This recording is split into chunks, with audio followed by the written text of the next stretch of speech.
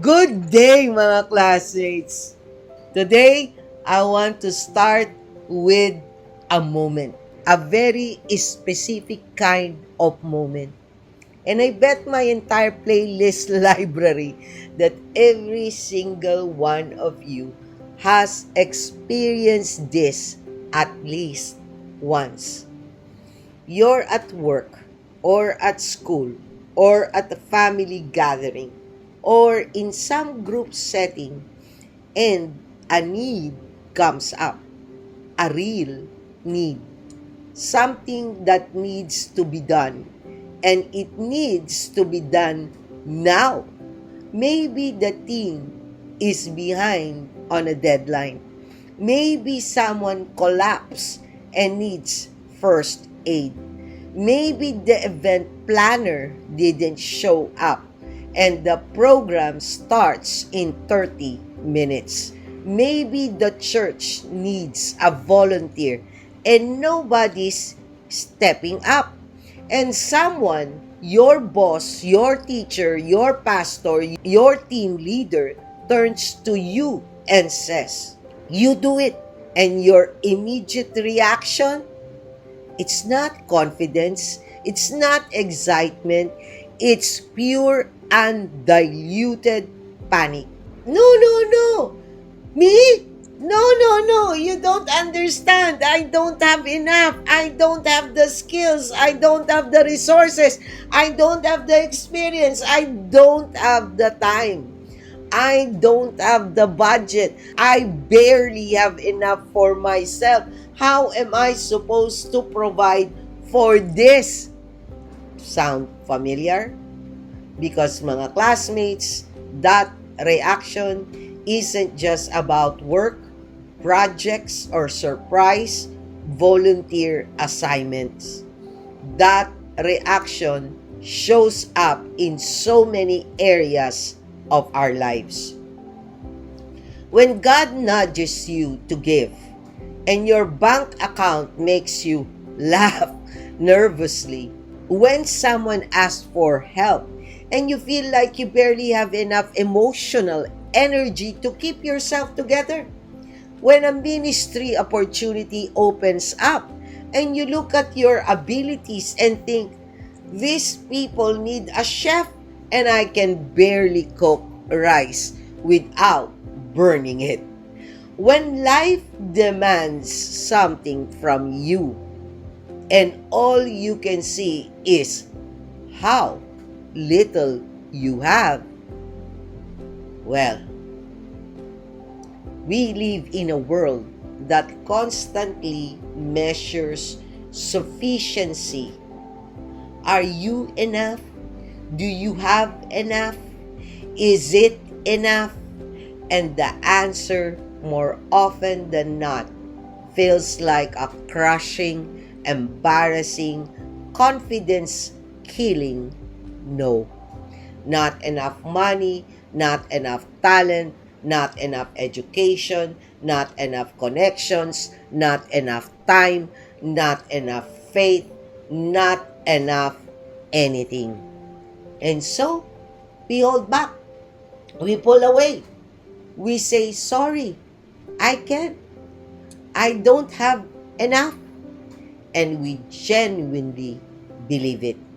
Not because we're lazy, not because we don't care, but because we've done the math. And the math says what I have is not sufficient for what's being asked of me. But today, mga classmates, today, Jesus takes a boy's packed lunch, 5 small loaves and 2 fish, and he feeds 5,000 men, plus women and children, with 12 baskets of leftovers. 12 baskets left over.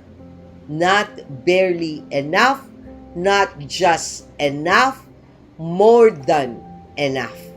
And the lesson isn't just about food.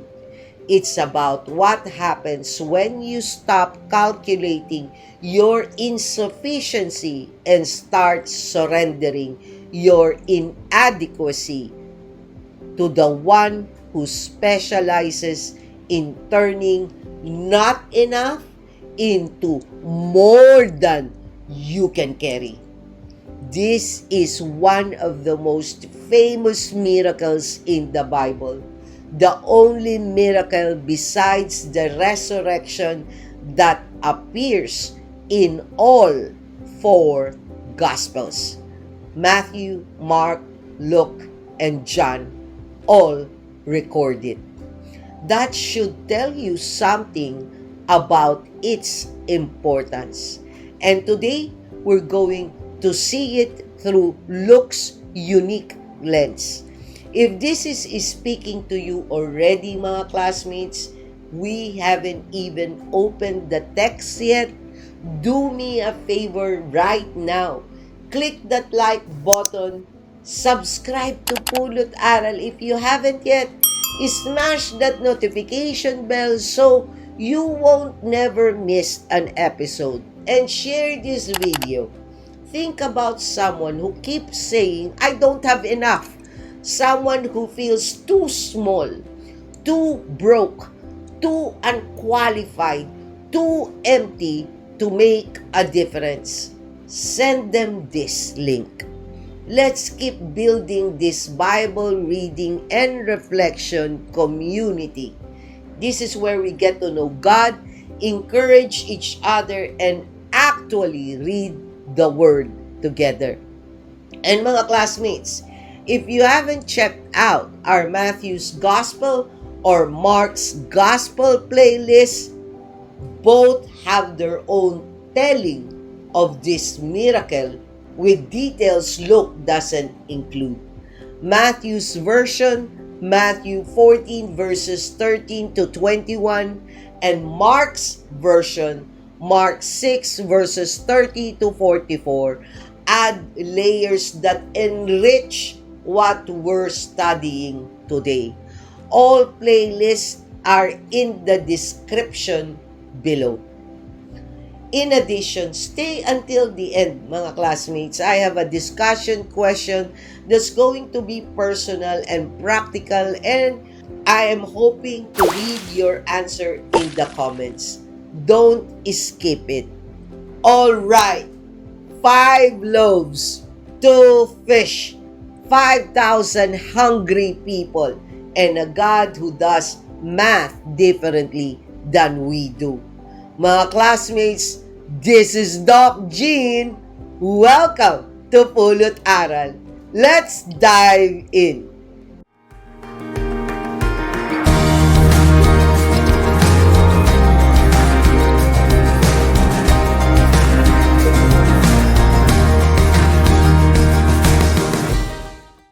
Let's pray.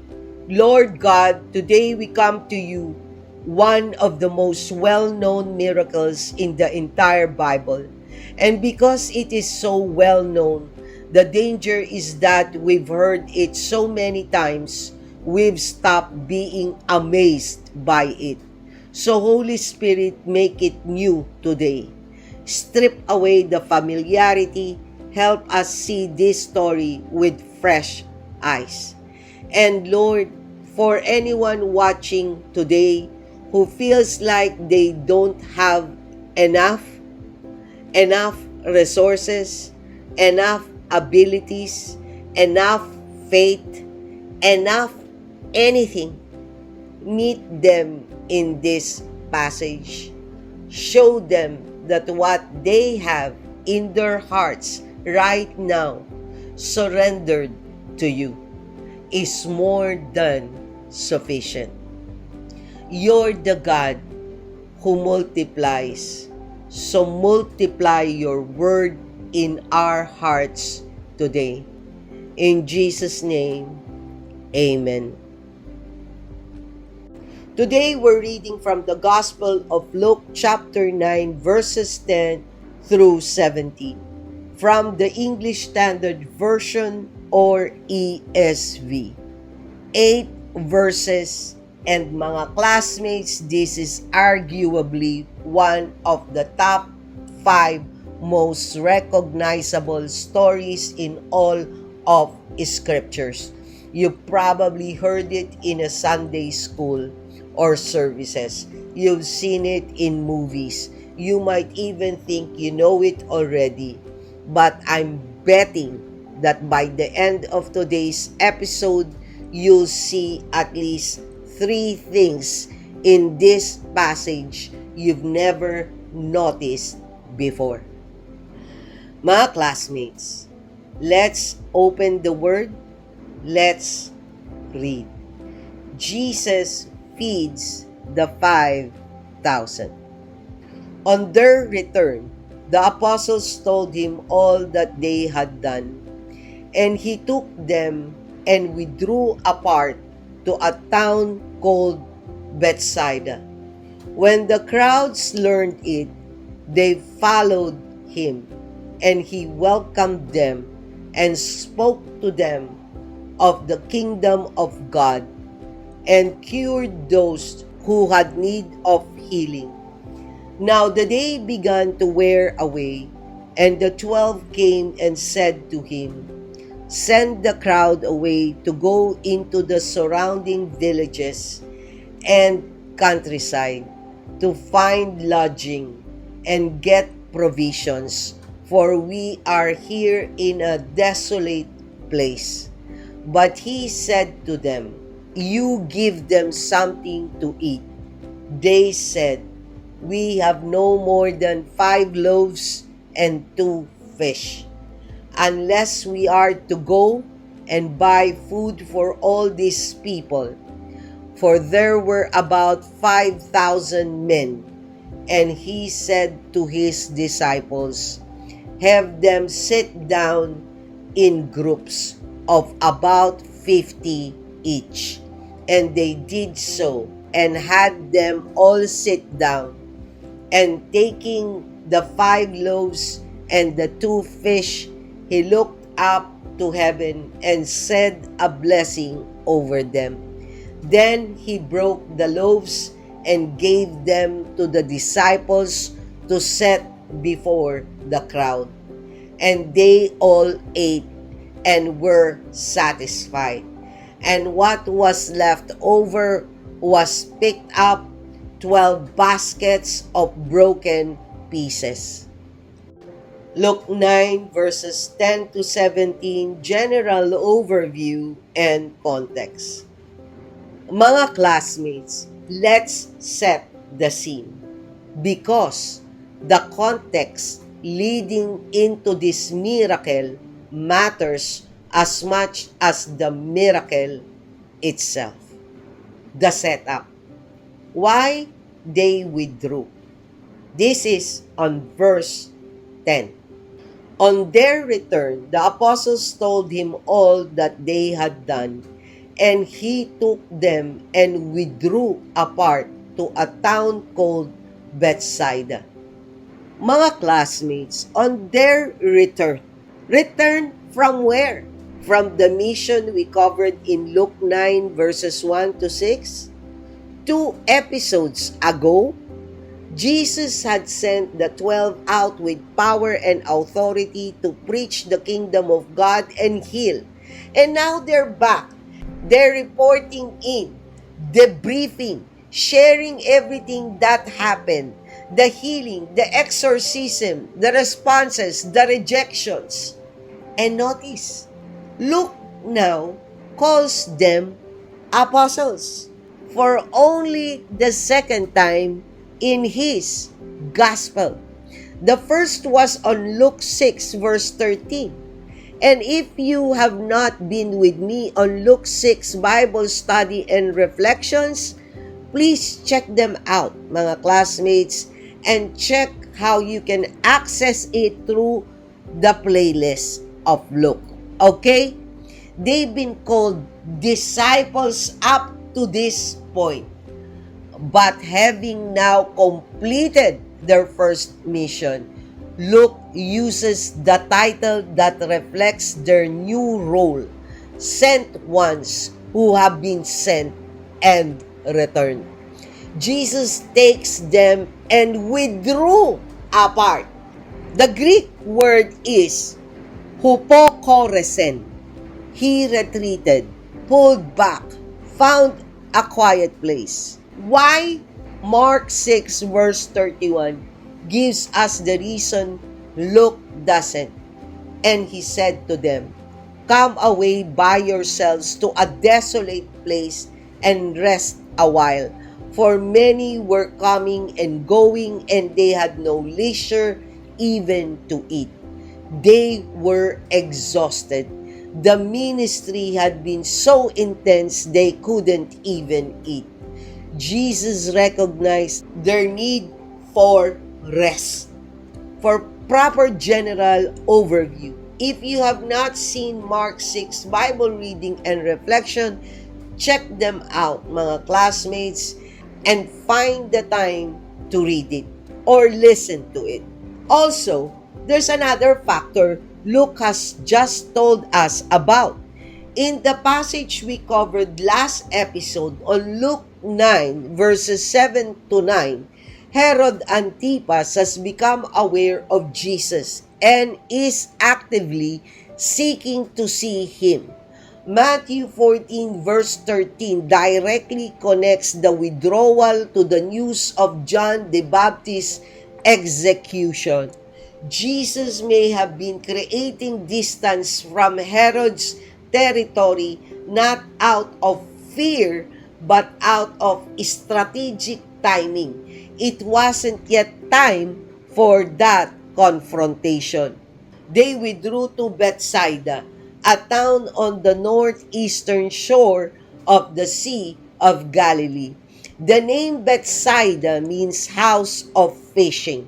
Bet, house, Saida, fishing or hunting. It was the hometown of Peter, Andrew, and Philip. On John 1 verse 44, John 12 verse 21. It was located in the territory of Philip the Tetrarch, outside Herod Antipas' jurisdiction of Galilee. So the withdrawal was both practical, which is for rest, and strategic to distance himself from Herod. It was supposed to be a retreat, a break, a quiet moment to recharge. But the crowd had other plans. The crowd finds them on verse 11.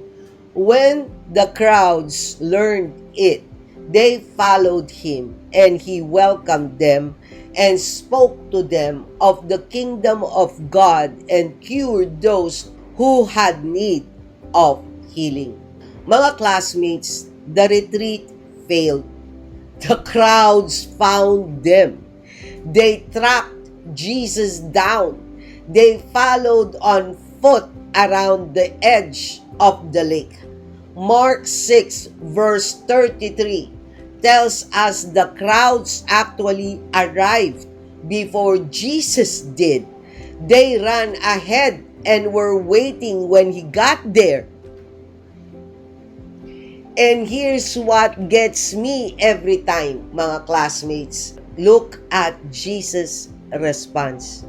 He had every reason to be frustrated. He was tired. His team was tired. They came here for rest. The crowds were interrupting his plan. But Luke says he welcomed them.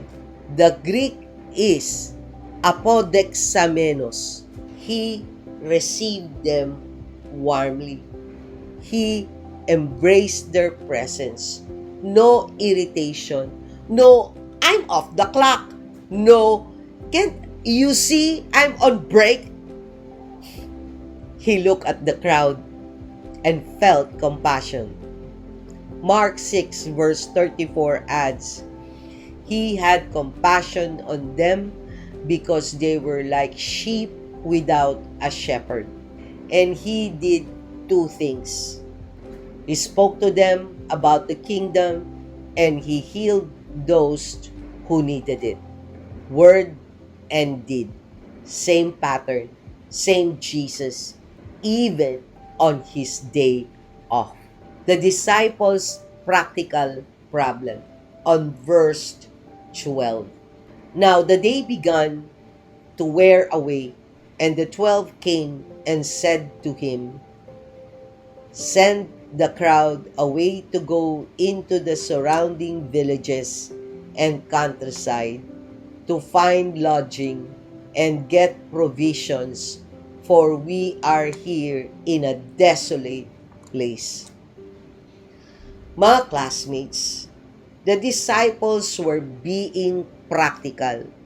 The day is fading. They're in a remote area. There are thousands of people. No catering service, no delivery apps, no food trucks, and the disciples do the responsible thing. They come to Jesus with a logistics recommendation. Send them away so they can find food and shelter before dark. It's reasonable. It's sensible. It's exactly what any event coordinator would suggest. And it's exactly the wrong answer, because the disciples were solving a God-sized problem with human-sized thinking. They look at the need, thousands of hungry people. Look at the resources, barely nothing, and concluded, we can't handle this. Send them somewhere else. But Jesus had a different plan entirely. The shocking command on verse 13a. But he said to them, "You give them something to eat." Mga classmates, 5 words. 5 absolutely wild words. You give them something to eat. Not, I'll give them something to eat. Not, God will provide. Not, let's pray about it. You 12, the ones who just told me to send them away. You feed them. The Greek is emphatic. Dote aptis imis phain. You yourselves give them to eat. The pronoun humeis, you plural, emphatic, is placed for emphasis. It's deliberately pointed. And mga classmates, the disciple must have looked at each other like, did he just say what I think he said? Because the numbers didn't work. Not even close the inventory. Verse 13b. They said, "We have no more than 5 loaves and 2 fish unless we are to go and buy food for all these people." 5 loaves, 2 fish for 5,000 men plus women and children, which Matthew 14 verse 21 explicitly mentions, meaning the total crowd could have been 15,000 to 20,000 people. Now, mga classmates, let's talk about what 5 loaves and 2 fish actually means in first century terms. The loaves, the Greek word is artois, were not the big fluffy loaves we think of today.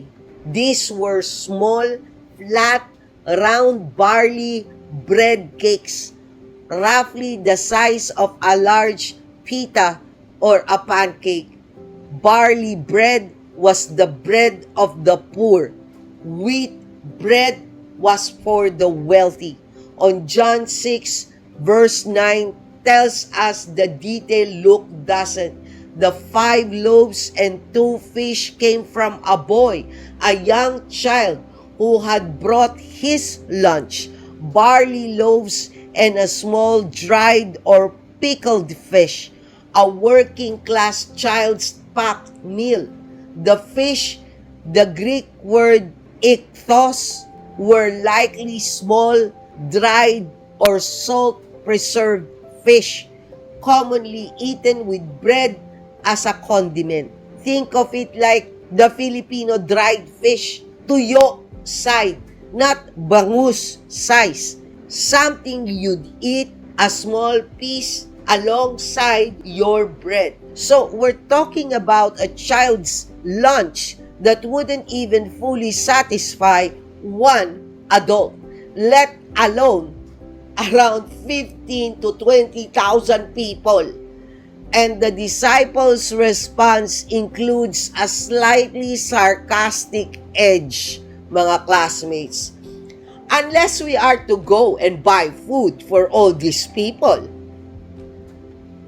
Mark 6 verse 37 makes the sarcasm more explicit. Shall we go and buy 200 denarii worth of bread and give it to them to eat? 200 denarii was about 8 months' wages for a common laborer. They were saying even if we had a year's salary, it wouldn't be enough.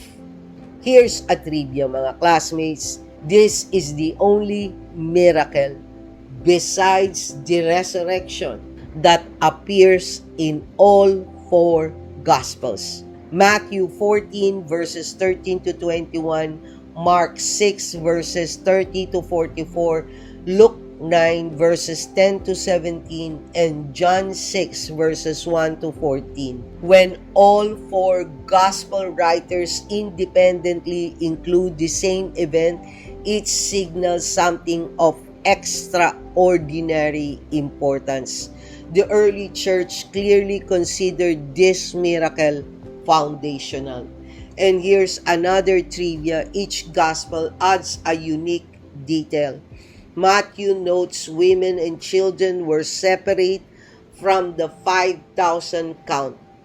Mark describes the crowd sitting in groups by hundreds and by 50s, organized, orderly, almost like a military formation in green grass. Luke emphasizes groups of about 50 each, a very practical organizational detail. John identifies the boy with the lunch and records that the loaves were barley. Together, the 4 accounts give us a remarkably complete picture.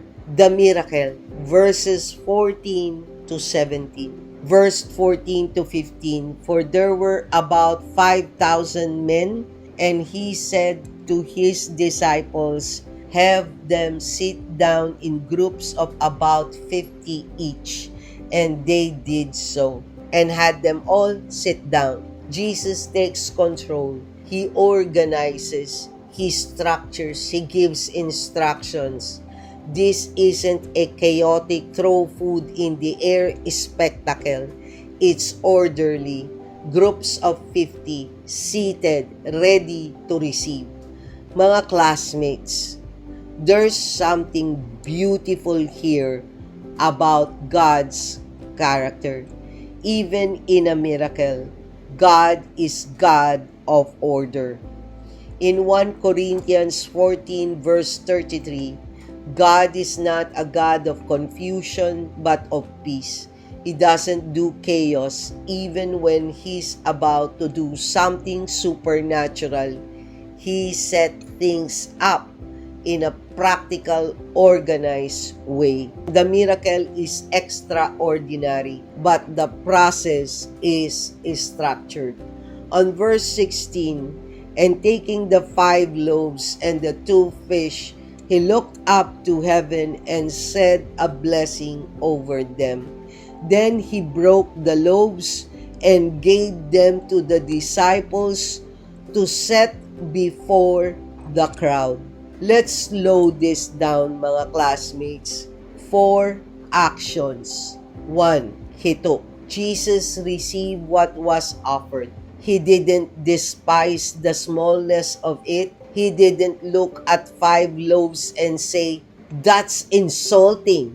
Bring me something worth working with." He took the little that was given. He looked up to heaven. He acknowledged the source. Before he multiplied, he worshiped. Before he provided, he prayed. The power wasn't in the bread. The power was in the connection to the Father. He blessed and broke the standard Jewish blessing before a meal. Baruch ata Adonai, Eloheinu, melech ha-olam, ha-mochi lechem, min ha-aretz. Blessed are you, O Lord our God, King of the universe, who brings forth bread from the earth. And then he broke it. Mga classmates, the bread had to be broken before it could be distributed. What was whole and intact in Jesus' hands had to be broken to become sufficient for the crowd. He gave them to the disciples to set before the crowd. Notice, Jesus didn't distribute directly. He gave the bread to the disciples and they distributed it. The miracle passed through human hands. Jesus multiplied it, humans delivered it. Mga classmates, where exactly did the multiplication happen? The text doesn't say explicitly. Some scholars believe the bread multiplied in Jesus' hands as he broke it. An endless breaking that never ran out. Others believe it multiplied as the disciples distributed it. That every time they reached into the basket, there was more. Either way, the math is impossible and the miracle is undeniable. Verse 70, and they all ate and were satisfied, and what was left over was picked up, 12 baskets of broken pieces. They all ate, not some, all. Every person in that crowd of thousands was fed and were satisfied. Greek ekortas visan. This word means to be filled to satisfaction, not just had a bite, not took the edge off, full, completely satisfied. The word was originally used for feeding cattle until they couldn't eat anymore. It means stuff. 12 baskets of broken pieces. The Greek word for basket here is kophinoi. These were large, sturdy, wicker baskets that Jewish travelers commonly carried. The fact that there are 12 baskets, one for each apostle, is almost certainly symbolic. God didn't just provide enough, He provided a surplus. And the surplus was personalized, one basket for each disciple, as if God was saying to each of them individually, "See, I had more than enough. You had more than enough. You just didn't know it yet." Here's the trivia, mga classmates. Later in Luke 9 verse 17 and Mark 8 verses 19 to 21, Jesus actually quizzes the disciples about the number of baskets left over. When I broke the 5 loaves for the 5,000, how many baskets full of broken pieces did you take up? He wanted them to remember because he knew they'd faced future situations where resources seemed insufficient, and he wanted them to recall, Alright, 5 loaves, 5,000 men, 12 baskets left over. We've seen this before. God always has more than enough. Luke 9 verses 10 to 17, Bible discussion and reflection. All right, mga classmates, let's relate this personally. Today's reflections follow the acronym BREAD, BREAD, because that's what was broken and multiplied today. And it's what God wants to do with whatever you have in your hands. B, bring what you have, not what you wish you had. Let's start right here, mga classmates. The most common response to a God-sized opportunity is, I don't have enough. The disciples look at the need, 5,000 plus women and children. They look at the resources, 5 loaves and 2 fish. They did the math. And the math said, impossible. And honestly, the math was right. 5 loaves and 2 fish is not enough for 5,000 men plus women and children. By any human calculation, they were wildly, laughably, embarrassingly short. But here's what they got wrong. They thought the sufficiency was supposed to come from them. God never asked them to have enough. He asked them to bring what they had. Mga classmates, how many of you are paralyzed right now because you're starting at the gap between what you have and what's needed? You want to start a business, but you don't have the capital. You want to serve in ministry, but you don't have the training.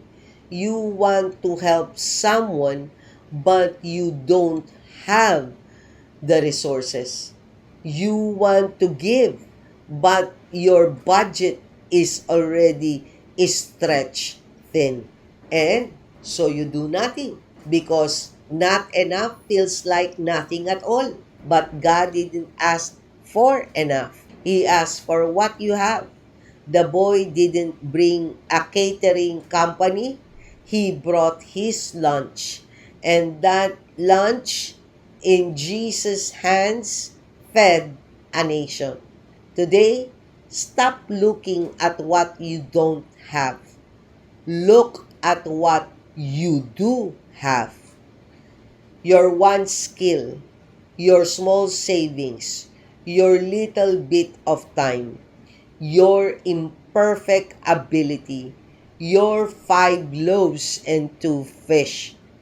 Bring that and let God worry about the multiplication. This echoes exactly what we covered in Luke 9 verses 1 to 6. Our last episode where Jesus sent the disciples out with nothing. No bag, no bread, no money, and the mission was accomplished anyway. The principle keeps repeating. God doesn't need your abundance. He needs your availability. Go revisit that episode if you need the full context. R. Rest is part of the plan even when the need is urgent. This one's easy to miss, mga classmates, but so important. Jesus tried to take the disciples to rest first, before the miracle, before the crowd, before the need. He prioritized retreat because he knew they're all tired, depleted, exhausted. People make poor conduits for God's power. But then the crowd showed up, and the need was urgent, and the rest got interrupted, and Jesus still served. He still healed. He still taught. He still multiplied the bread. So what's the lesson? Rest is important, but rest doesn't mean rigidity. Sometimes the plan changes. Sometimes the break gets interrupted.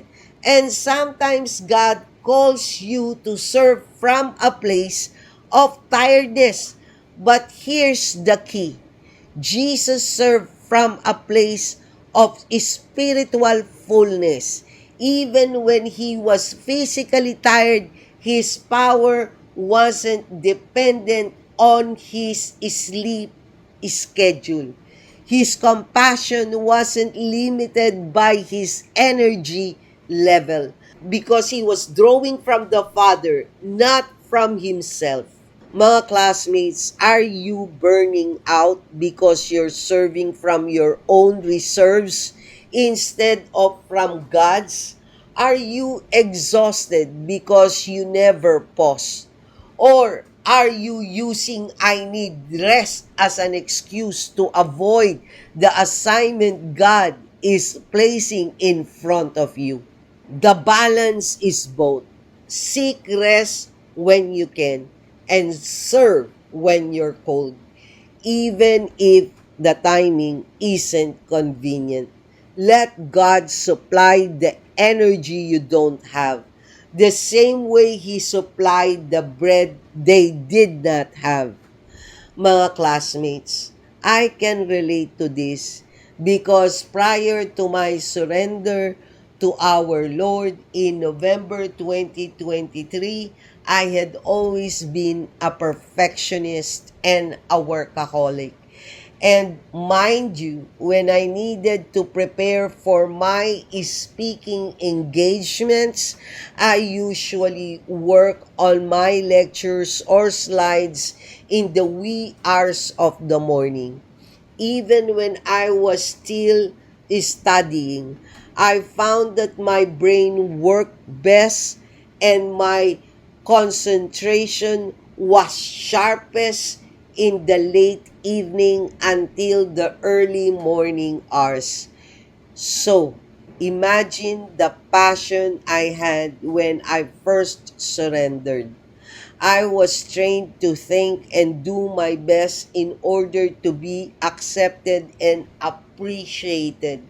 So I attended Bible and church training classes, did Bible study, and worked on pulot aral almost every night. But after months of doing this, I grew tired, exhausted, and I started to realize that I was burning myself out fast when our Lord never asked me to do it that way, my way. It wasn't sustainable. And as I grew tired, the more vulnerable I became to doubts and temptations. Then God made me realize when I broke my good leg ankle to smithereens and was forced to rest that He never asked me for performance from me. What He asked was for me to worship Him through His ways, through His lens, and for His validation alone. I was applying what I used to believe that I had to perform well to be loved and accepted. But He is never like that, mga classmates. He accepts you for who you are, based on your intent to glorify Him and cheerfully offer it to Him. He's not asking for perfection. He asks for humility, sincerity, and obedience. He created the Sabbath for mankind precisely for that reason. That is what He wants us to do. Focus on Him. Depend on Him and obey His ways, not the ways the world trained us to follow in order to be accepted and validated. So mga classmates, worship Him as He guides you to. And the two of those things He guides us to do are to listen to Him and obey what He leads you to do, which includes resting properly so that we may be cheerful in our worship of Him. E. Everyone ate because someone was willing to share. Mga classmates, I love this detail and I think it gets overlooked. John tells us that the 5 loaves and 2 fish came from a boy, a child, not a wealthy patron, not a religious leader, not a disciple, a kid with a packed lunch. And this kid, whoever he was willing to give it up. He could have hoarded his lunch. Nobody would have blamed a child for keeping his own food. But somehow, probably through the disciples asking around, this boy offered what he had. And because one person was willing to give up something small, thousands were fed. Mga classmates, you might think what you have is too small to matter, too insignificant to make a difference, too minor to be worth offering. But here's the truth. You have no idea what God can do with what you consider insignificant. The boy had no idea his lunch would feed 5,000 men plus women and children and be talked about for 2,000 years. He just handed it over. Your small act of generosity, God might multiply it into something that feeds generations. Your little act of kindness, it might be the one thing that changes someone's trajectory. Your minor contribution, it might be the seed that grows into a harvest you'll never see this side of heaven. Stop evaluating the size of your offering by your math. Start trusting God's multiplication. We explored a very similar theme in Luke 8 verses 1 to 3. The women who supported Jesus' ministry out of their own means. Mary Magdalene, Joanna, Susanna. They gave what they had, and that giving sustained the entire movement. Their seemingly small, behind the scene contributions kept Jesus' ministry running. Go back and watch that Bible reading and reflection and check it out from the Luke's Gospel playlist. The connection is beautiful. A. Authority includes compassion. Real power serves, it doesn't dismiss. Let me point out something about Jesus' character today, mga classmates, because it's easy to focus on the miracle and miss the motive. The disciples' solution was send them away, dismiss them, redirect them, let them figure it out themselves. That's the response of people who are protecting their own energy. Jesus' response, welcome them, teach them, heal them, feed them. That's the response of someone whose power is fueled by compassion, not obligation. Mark 6 verse 34 gives us the internal motivation. He had compassion on them because they were like sheep without a shepherd. Mga classmates, the miracle didn't start with bread. It started with compassion. Jesus saw the crowd, felt their need, and moved toward them, not away. And that's the challenge for us. When we see need around us, the hungry, the struggling, the lost, the overwhelmed, do we move toward or away? Do we say, send them somewhere else? Or do we say, what do I have that I can bring? Real authority, real spiritual maturity doesn't dismiss people because serving them is inconvenient. It welcomes them even when the timing isn't ideal and the resources seem insufficient. D. Divine surplus is God's signature. He always leaves leftovers.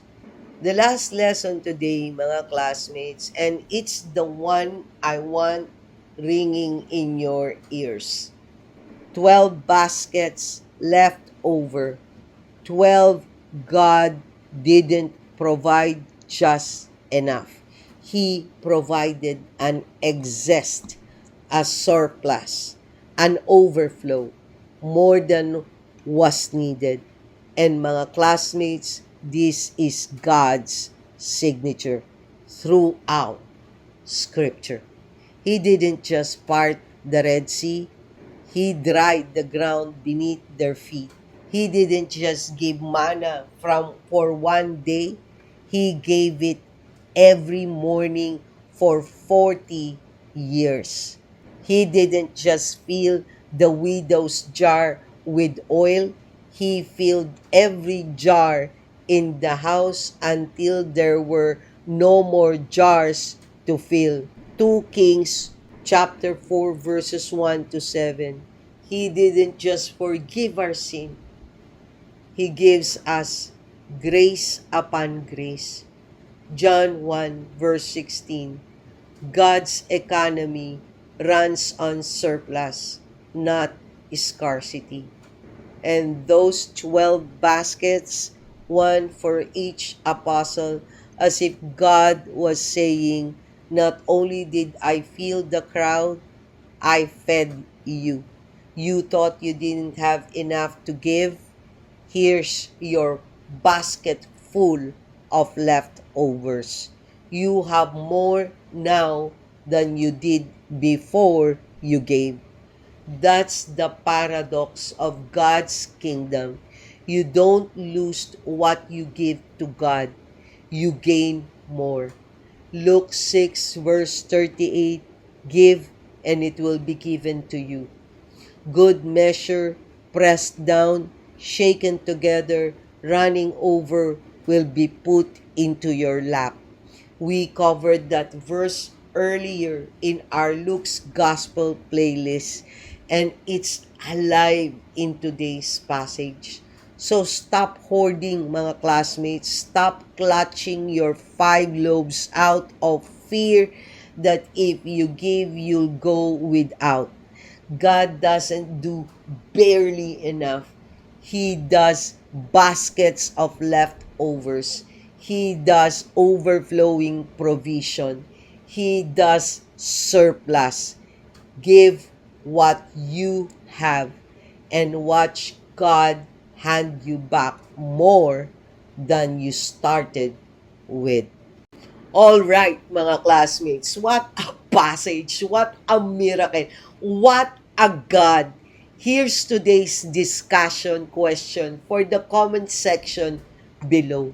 What are the 5 loaves and 2 fish right now, the small, seemingly insufficient thing in your hands that you've been hesitant to offer to God? because it doesn't feel like enough. Name it. It could be a skill, a savings amount, a talent, a piece of time, an ability you've been underestimating. Name it in the comment section below. And let this community remind you that God specializes in multiplication. To quickly recap today in Luke 9 verses 10 to 17, the apostles return from their mission and withdraw with Jesus to Bethsaida for rest. Crowds follow, Jesus welcomes them, teaches and heals.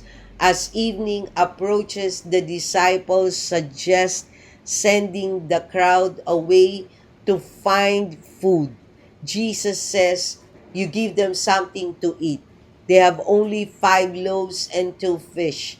Jesus takes the food, blesses it, breaks it, and gives it to the disciples to distribute.